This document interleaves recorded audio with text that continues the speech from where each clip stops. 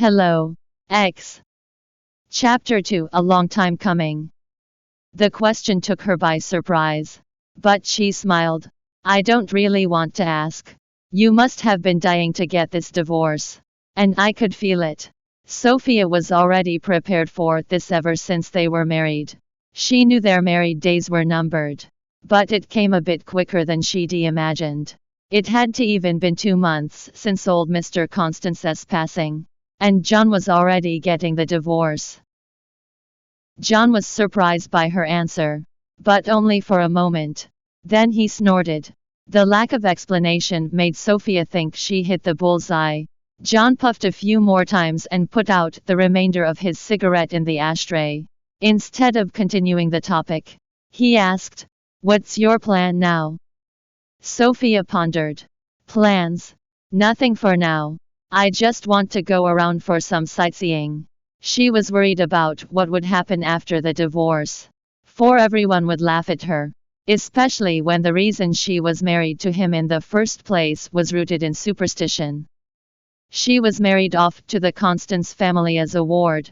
Old Mr. Constance was declining. So he forced John to marry her in a desperate attempt to bring luck and overturn his condition. Sophia remembered that John was unwilling to do this. But because he was fettered by his morality and familial ties, it was impossible for him to reject this outright. John resigned to his position and married her reluctantly.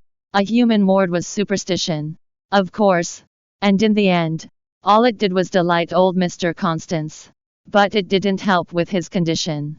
He suffered a lot longer than he had to. And in the end, he passed anyway. It hadn't been a year since then. So Sophia could imagine the mockery she had to endure. Going into hiding is a good idea. She looked down at her glass of water. I'll come back in a couple of months to pay my respects. John thought about it. Call Zach if you need anything. He can help you. Zach was John's assistant who had been working for John for a long time now. He was responsible for all of John's work-related matters and the occasional personal matter. Sophia didn't refuse his offer. Okay. Then, I won't be holding back. When the cuisines were served, Sophia dug in without a care. She didn't say anything. For she didn't know what to say. They didn't communicate much in their short-lived marriage. Aside from the occasional after-dark fun on the bed. Now that they were divorced, the gap between them became a chasm. And they had even fewer shared topics. John didn't seem to have much appetite. So he stopped after a few bites. But Sophia ignored him and kept on eating. The impulsive order earlier came to bite her in the back. For it was too much for her. Sophia couldn't take another bite after only having half of the food. She leaned back on the chair and rang for the waiter. When he came, she pointed at the food. Pack all of these for me. All those who had their meals in this hotel were famous figures. So it was rare for someone to pack their food up. The waiter was surprised about this request. But John said, "Pack it up." "Of course. Please give me a minute." The waiter felt awkward. When the waiter went to take the packing box, John stared at Sophia, much to her discomfort. "What? Did I embarrass you?" John snorted and didn't answer that. Instead, he asked, "I never asked you this. But why did you marry me in the first place?" Sophia blinked. "Because you were rich." Before he could say anything, she added, "But then I thought there are a lot of people who are richer than you." John arched an eyebrow. "Is that why you agreed to the divorce so readily?"